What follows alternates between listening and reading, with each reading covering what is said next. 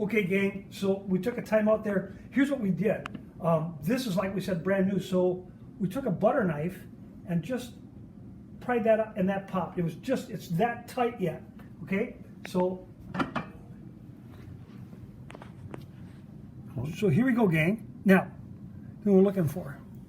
There's no extra liquid and there's no like broth in the bottom. But if you look down in there, gang, it about used up, steamed up all of that water Yep. that was in there. Okay, and you can see the domes are still kind of high here, and so that's going to take a few minutes.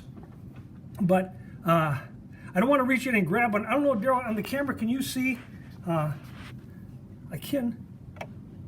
Oh, I got downstairs. I got the tongs to pull. We can set this guy out. There you go. And I'm going to set that right over here. And I'm being really careful. I don't want to touch that because that would be called a false seal if I bump that. Right. But gang, here you see what I mean? We're talking about how it makes its own juice. Okay? So that's what we're talking about. And you can see it's still cooking away.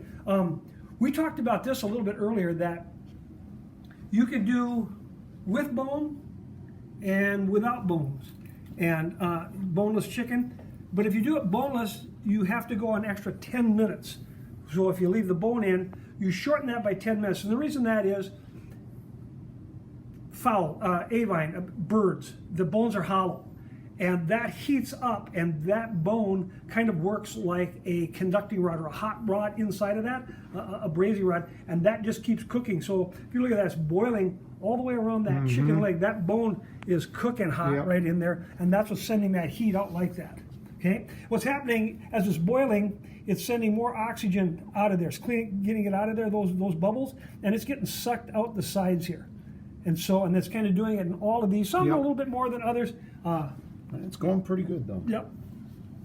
So that's what we were talking about, gang. You could, and again, you can add water to that, and you could have filled it about up to here, and then it would have, or about half full, and it would get almost to the top, and then you would have all that chicken stock, which is a little side note, something that we do if we butcher chicken. I save all of the bones, take it and boil it in water and just make chicken stock, and then do the same thing. I fill a jar to within, it's called an inch of head space, an inch from the flat top up here down, fill it to there, put it on, boil back, or pressure can that for 90 minutes, and you would have 7 quarts of pure golden chicken stock that you regulate what's in there. There's no GMOs or anything. There's no additives or preservatives that they sometimes add in store-bought and stuff. Read, when you get a chance, go to the grocery store and pick up a box of chicken stock and read what's in there. There's more than just chicken stock, kids. So that's kind of the thing we're trying to stress here. Pure golden goodness right here. And so it's going to take a few minutes. As I watch, I can see they're becoming, those domes are becoming a little bit more flat, predominant. So they're pulling that down, and we should hopefully in a minute or two hear a ting. Back in the day, sometimes the old timers would. There's one. There was one. Hey, sweet sound. So that means we only have 6 to go, gang. So we have one that's safe, and I can. The back one. This guy right here. Oh yeah, right there. Yep. Yep, you can see the depression. Yeah.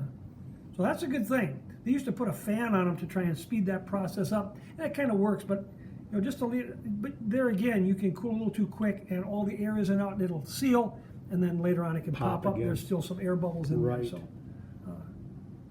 But yeah, that's it's looking good. Again, gang, there's nothing complicated about that, but that makes for a huge kettle of chicken noodle soup or chicken casserole, chicken quesadillas. You guys, these are killers. You bone that out and get some tortillas, some refried beans, and I like some raw onions on mine, and 2 sides, and put them in a frying pan, and the best Good to go. quesadillas you can have. Yeah. All right. All right, there you go. Well, we're going to stop it here, guys. So